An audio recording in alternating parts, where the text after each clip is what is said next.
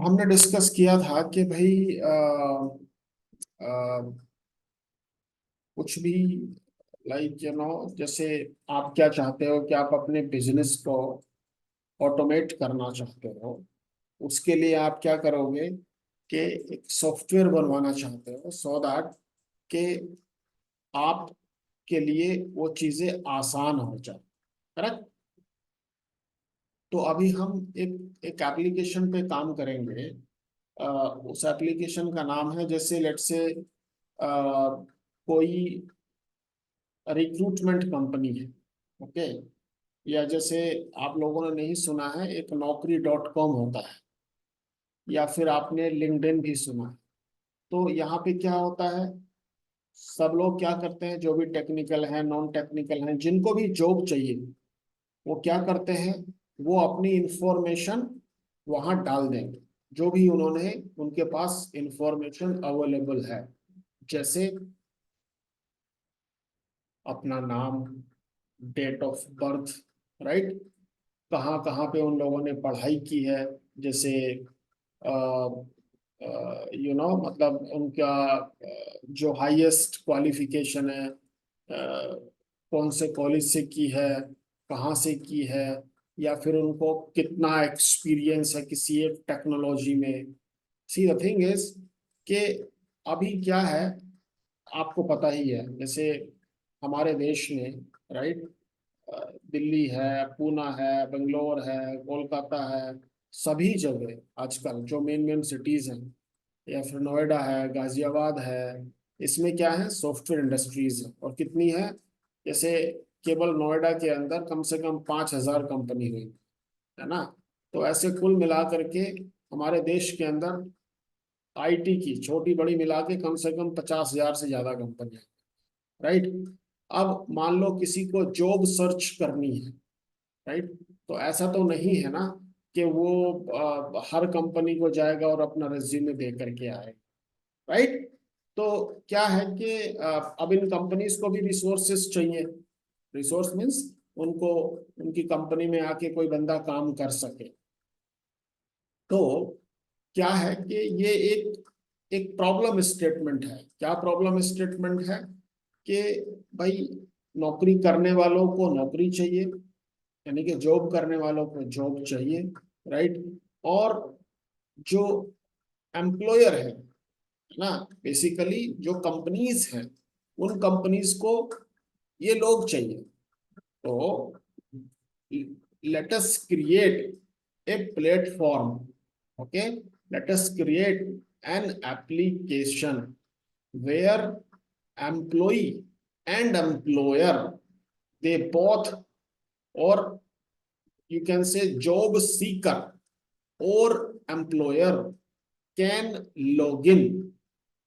Okay, can log in to that platform, and job seeker can request, right, he can put his information, and employer can search based on his requirement, right. And then he can, both can meet, like, that okay, yes, we have a position, this guy can apply, and उनको अगर ठीक लगता है, they can conduct an interview, और जब हो जाए तो he can join that, right. तो अभी हमारे पास क्या प्रॉब्लम स्टेटमेंट है, हमारे पास ये प्रॉब्लम स्टेटमेंट है कि अपने को एक वेबसाइट बनानी है, एक एप्लीकेशन बनानी है। उस एप्लीकेशन में जॉब सीकर और एम्प्लॉयर दोनों लॉगिन कर सके। ओके। और जिसको जो चाहिए वो वहां से चीज उठा ले। जैसे if I am a job seeker, अगर मुझे जॉब चाहिए, right, if I am a job seeker, और अगर मुझे जॉब चाहिए, तो मैं क्या करूंगा, अपनी इंफॉर्मेशन वहां डाल दूंगा। अगर किसी को मेरे प्रोफाइल से related you know job available है या उनको लोग चाहिए, तो मैं उनकी सर्च में आ जाऊंगा। और जब मैं उनकी सर्च में आ जाऊंगा, so we can connect each other. Correct. मान लो 1 लाख कंपनीज हैं जो इस एप्लीकेशन के अंदर हैं, और ऐसे ही 50 लाख एम्प्लॉइज हैं। तो ये लोग क्या कर सकते हैं, सर्च कर सकते हैं अपनी रिक्वेस्ट डाल करके, और डालने के बाद they can find the candidate and they can contact those people who are looking for this kind of job. Correct. ये एक प्रॉब्लम स्टेटमेंट है। प्रॉब्लम स्टेटमेंट सबको समझ में आया कि नहीं आया, कि हम क्या करने जा रहे हैं? What we are going to do is we want to develop a platform in which job seeker and employer both can log in. Employer can find, candidates, and then, based on his criteria, and then he can send a communication to them, and these people can see that, oh yeah, I got a request from this employer that there is a job available, and if he likes the job, then he can apply for that job. ये requirement है हमें। अब देखो होता क्या है ना, सारी चीजें सब ठीक रहती हैं, लेकिन सबसे पहले किसी भी जब हम एप्लीकेशन को शुरू से बनाते हैं, राइट, डेवलप करते हैं, तो उसमें सबसे पहले हमें उस चीज का फंडा क्लियर होने चाहिए कि हमें क्या करना है। ओके। फिर उसके बाद हम क्या करते हैं, डेटाबेस डिजाइन करते हैं। डेटाबेस डिजाइन करते हैं कि हम डेटाबेस के अंदर क्या क्या इंफॉर्मेशन रखने वाले हैं। डेटाबेस डिजाइन करते हैं मींस हमें उसकी टेबल्स वगैरह बनानी है कि कौन कौन सी टेबल्स रहेंगी, जितनी भी इंफॉर्मेशन है हम कैसे रखेंगे, राइट। तो सबसे पहला टेबल क्या होना चाहिए, that I am going to have a table which can have that candidate information, right। तो जैसे भाई विधि है, नेहा है, मनीषा है, विक्रांत है, इन सब लोगों ने लेट से अपना ग्रेजुएशन कंप्लीट कर लिया, और कंप्लीट करने के बाद अब उनको नौकरी चाहिए, तो वो क्या करेंगे, पहले अपने बारे में उस एप्लीकेशन के अंदर सब कुछ बता देंगे। तो व्हाट इट मीन्स इज, सबसे पहली इंफॉर्मेशन क्या है, कैंडिडेट इंफॉर्मेशन, राइट। तो हम क्या रख सकते हैं, किसी एक टेबल का नाम, और job seeker information, right, candidate information, right, like that we should create. तो हम क्या करेंगे, मैं स्क्रीन शेयर करता हूं।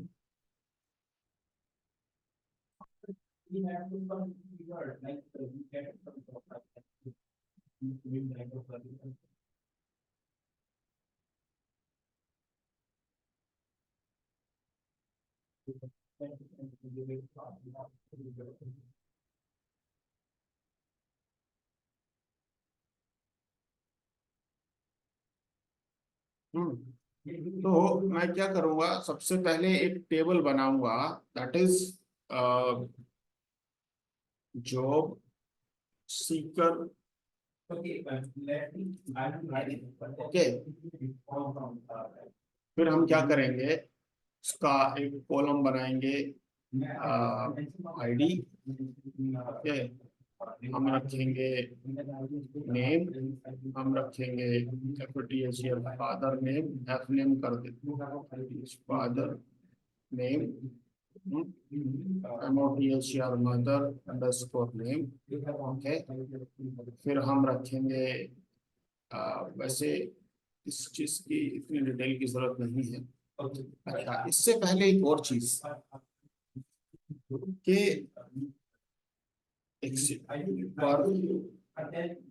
ईयर। ओके। और क्या रखेंगे, इसकी information, ID, name, name, birth year, और हो गया अपने को इसमें टोटल एक्सपीरियंस।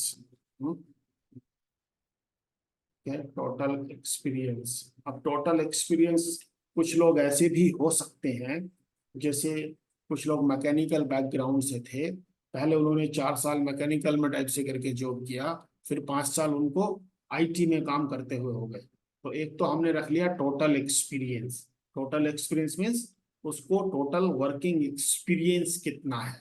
उसके बाद हम उसमें डिफरेंट डिफरेंट एक्सपीरियंस भी डाल सकते हैं। देखो क्या होता है कि किसी भी चीज की कोई लिमिट नहीं होती है, ओके, एक तो होता है बेसिक नीड, राइट, एक तो होता है बेसिक नीड कि भाई अपने को ये वाली नीड पूरी होनी चाहिए। एक होता है कि फिर जैसे जैसे रिक्वायरमेंट आती है जाती है, फिर हम वो उसमें चीजें डालते जाते हैं। ठीक है, तो हमने क्या किया, ID, name, father name, birth year, total experience. अभी हम इतना ही रखते हैं। मान लो इस आईडी का हम रखेंगे न्यूमेरिक डेटा टाइप, इसका क्या रहेगा, varchar, VARCHAR varchar, और इसका साइज रख लेंगे हम 100, और चूंकि नेम है तो 100 कैरेक्टर से ज्यादा नहीं होना चाहिए। इसको भी न्यूमेरिक रखेंगे और इसको भी न्यूमेरिक रखेंगे। ओके, तो एक टेबल हमारी हो गई जॉब सीकर की, जिसके अंदर हम ये वाला टेबल बनाएंगे। ओके, दूसरा टेबल ये है कि ये जो जॉब सीकर था, इसका ये आईडी था, अब ये आईडी इसका पूरा यूनिक रहेगा पूरी एप्लीकेशन के अंदर। अब हम इसमें जॉब एक और टेबल बनाएंगे, job seeker qualification, qualification, right. और जॉब सीकर क्वालिफिकेशन में हम क्या करेंगे, इस बंदे का, जो भी ये बंदा था, इसने क्या करेंगे हम, क्लास और डिग्री नेम,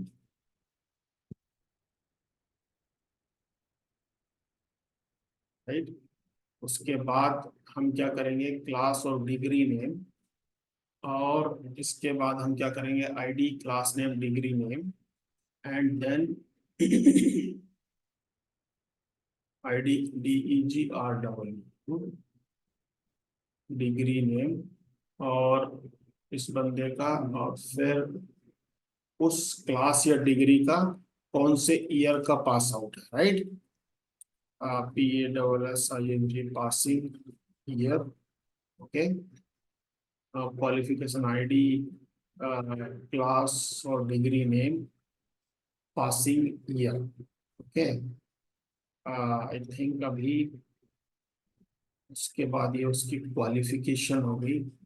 ओके, और डिग्री का नेम हो गया, इस डिग्री के नेम का हम क्या करेंगे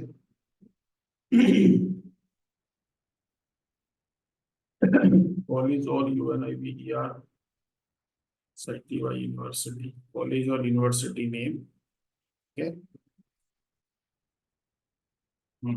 कि भाई उसने ये, जो लेट से अगर मैं 12th से, ये BSc से अपनी इंफॉर्मेशन डालना चाहता हूँ, तो मैंने लिखा BSc कंप्यूटर साइंस। ओके, फिर BSc computer science from where, Dhampur degree college, let से, राइट। किस ईयर के पास आउट है, 2009 के। हाँ, और मेरे को क्या मेन चीज जानने की जरूरत है इसमें, उसका स्ट्रीम क्या था बेसिकली, राइट। नहीं, BSc कंप्यूटर साइंस लिख दिया तो इतना काफी है। पासिंग ईयर हो गया, एक और हम कर सकते हैं, परसेंटेज। और एक चीज और होती है, पासिंग,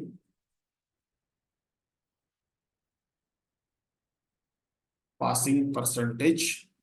और क्या होता है, हाँ, इतने इन्फॉर्म, इसको सबको कैप्स में रखना, मैं तो अभी ऐसे लिख दे रहा हूँ। हम इसको डिटेल में डिस्कस करेंगे अच्छे से कि हम ऐसा क्यों कर रहे हैं। इसका नाम, इसका क्या होना चाहिए, आईडी। अच्छा, क्वालिफिकेशन।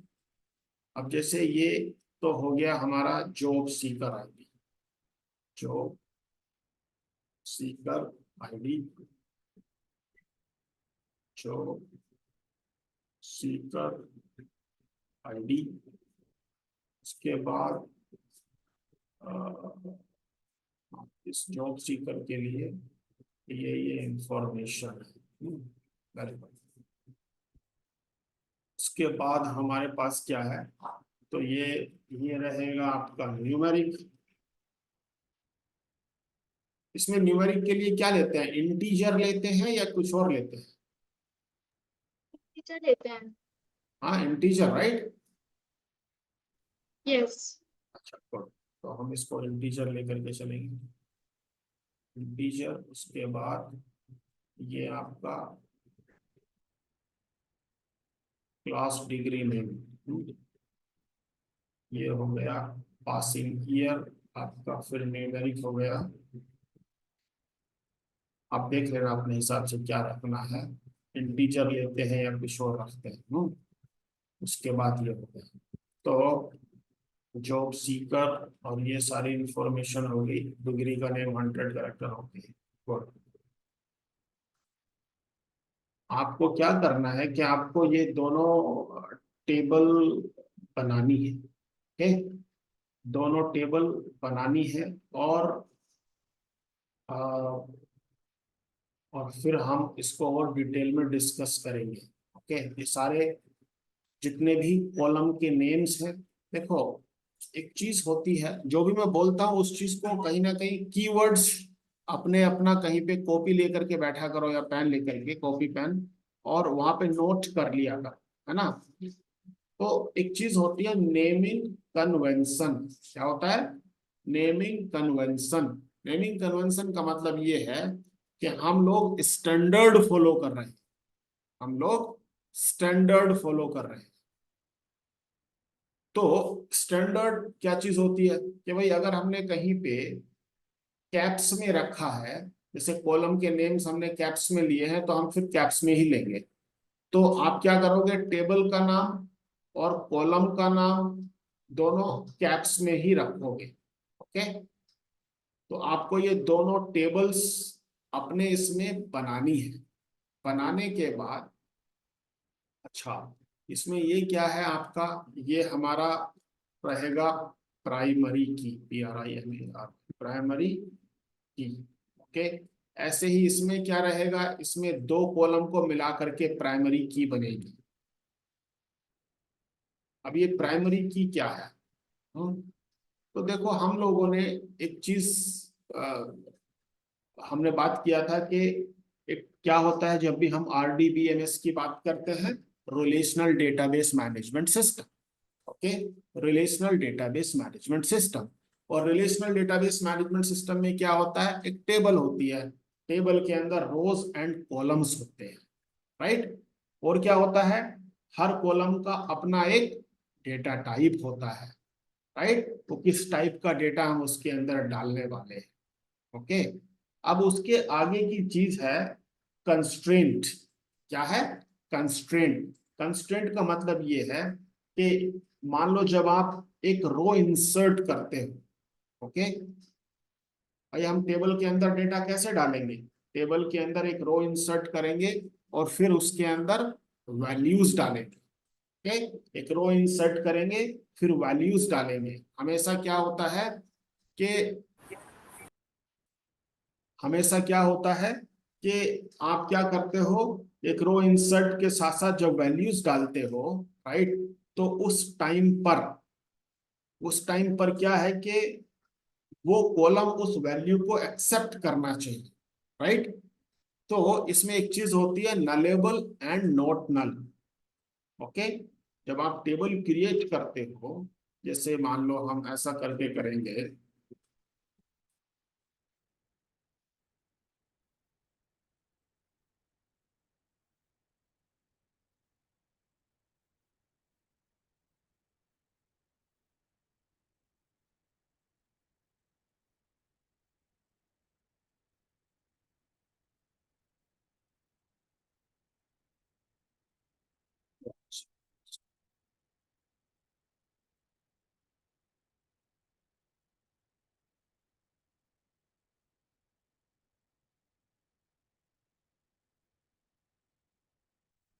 एनीवे, जैसे आप करोगे create table, okay, create table, and table का नाम है जैसे job seeker, job underscore Sikar. Okay, हमने कहा आईडी, आईडी क्या है, इंटीजर। ओके, उसके बाद क्या है, नेम। तो नेम क्या है, वेर कैर 100। ओके, उसके बाद क्या है, फादर नेम। और ये भी क्या हो गया आपका varchar 100। ओके, तो देखो क्या है कि इसके आगे हम ये लिखते हैं नॉट नल और नल और लेट्स से नल, राइट। फिर बर्थ ईयर,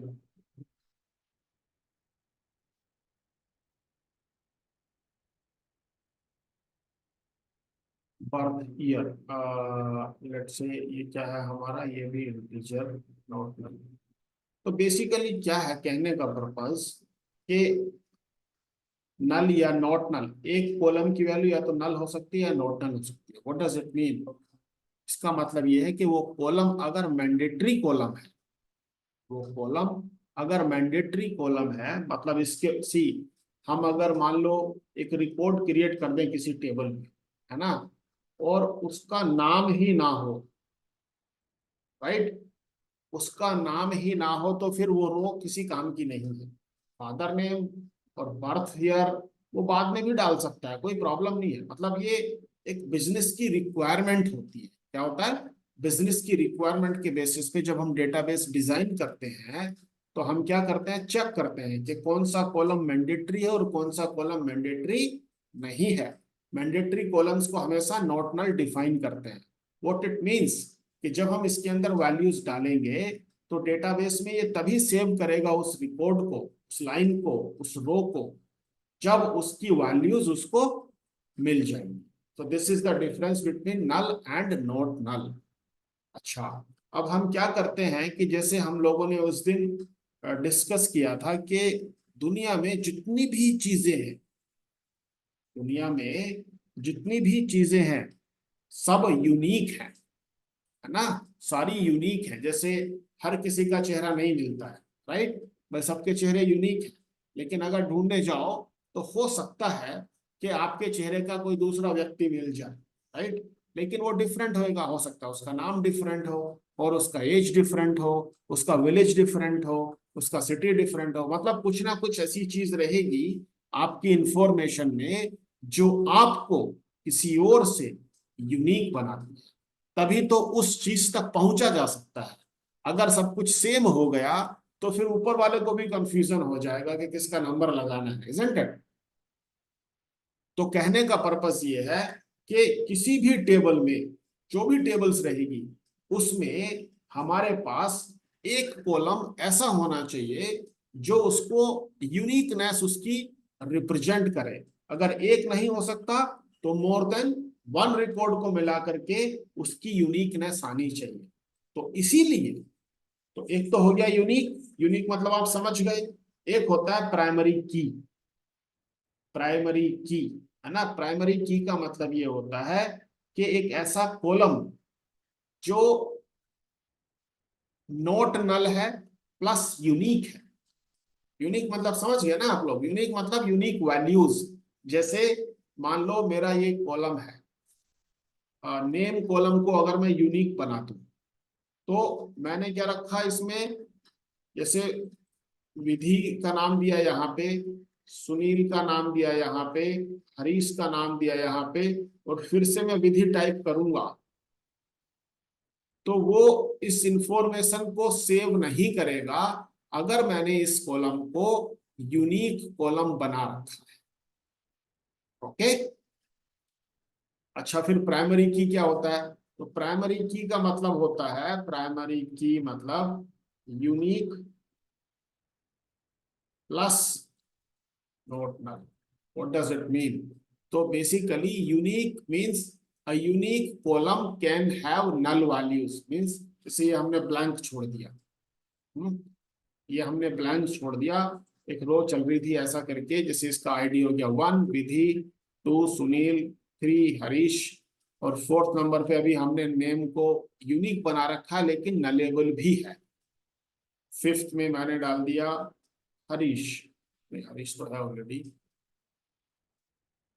हर्ष, राइट। तो बेसिकली इसमें क्या है, ये एक रो है, एक टेबल है कोई जिसके अंदर दो कॉलम है। ये फोर्थ नंबर रो के लिए या फोर्थ नंबर रिकॉर्ड के लिए मैंने नेम नहीं दिया है। लेकिन अभी भी ये यूनिक वैल्यूज है। अगर मैं इसको प्राइमरी की बनाऊंगा तो इसमें कुछ ना कुछ नेम होना जरूरी है, and that should be unique. So that is the definition of primary key. Means primary key is equal to unique plus not null. तो किसी भी टेबल के अंदर, अभी हम क्या पढ़ रहे हैं, RDBMS क्या पढ़ रहे हैं, रिलेशनल डेटाबेस मैनेजमेंट सिस्टम। क्या पढ़ रहे हैं, रिलेशनल डेटाबेस मैनेजमेंट सिस्टम। एक रिलेशनल डेटाबेस मैनेजमेंट सिस्टम के अंदर हमारे पास हर टेबल में एक प्राइमरी की होना जरूरी है, मस्ट। अगर हम नहीं बनाएंगे, इसका मतलब यह है कि हमारा डिजाइन प्रॉपर नहीं है, हमारा डिजाइन प्रॉपर नहीं है।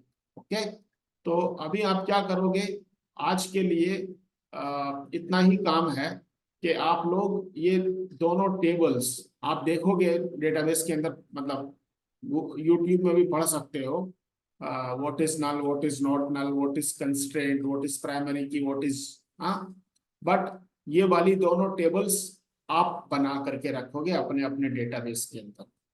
ओके, इस पे हम फर्दर डिस्कशन करेंगे कल। और इनके अंदर इनका जैसे नेम भी डालना होगा ना, हाँ, जैसे कुछ वैल्यूज।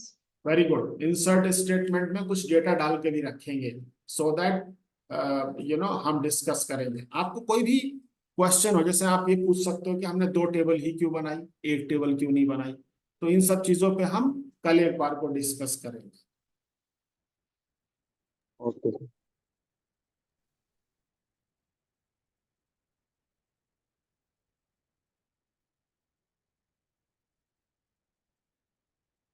क्या, चलो कल मिलते हैं फिर। ओके सर, डाल दिया रे, फोटो